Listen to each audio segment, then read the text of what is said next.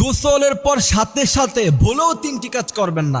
যদি করেন তাহলে আপনি মারাত্মক অসুস্থ হয়ে যাবেন। বয়স 40-50-এর পরে দেখবেন আপনি কঠিনভাবে অসুস্থ হয়ে গেছেন। কারণ এই অসুস্থতাটা একদিনে কেউ হয় না, আস্তে আস্তে ধীরে ধীরে মানুষ এই অসুস্থতাগুলি গ্রহণ করে। এই জন্য বিশ্বনবী সাল্লাল্লাহু আলাইহি সাল্লাম তিনি যে কথাগুলি বলেছেন ১৫০০ বছর পরে ডাক্তাররা যে কথাগুলি বলছে বিশ্বনবী সাল্লাল্লাহু আলাইহি সাল্লামের সাথে সেই কথাগুলি মিলে গিয়েছে। আমি বড় আশ্চর্য হই যে রাসূল ১৫০০ বছর আগে কি সুন্দর কথা তিনি বর্ণনা করে গিয়েছেন। গোসল করার পর সাথে সাথে প্রথম নাম্বার যে ভুল করা যাবে না সেটা হচ্ছে গরম খাবার খাওয়া যাবে না গোসল করার পর সাথে সাথে। দ্বিতীয় নাম্বার, গোসলের সময় অতিরিক্ত গরম পানিতে আপনি গোসল করবেন না, তাহলে আপনার যে স্কিন আছে সেটা ড্রাই হয়ে যেতে পারে। তৃতীয় নাম্বার যে ভুলটা আপনার গোসলের সময় করবেন না সেটা হচ্ছে কেমিক্যাল জাতীয় সাবান প্রতিদিন ইউজ করার দরকার নেই। এটা বিশেষ করে আমরা যখন জামিয়া রশিদে পড়তাম তখন আমাদের ওস্তাদজি বলতেন প্রতিদিন তোমরা কেমিক্যাল জাতীয় সাবান দিয়ে গোসল করো না, তাহলে আপনার যে স্কিন সেই স্কিন নষ্ট হয়ে যেতে পারে।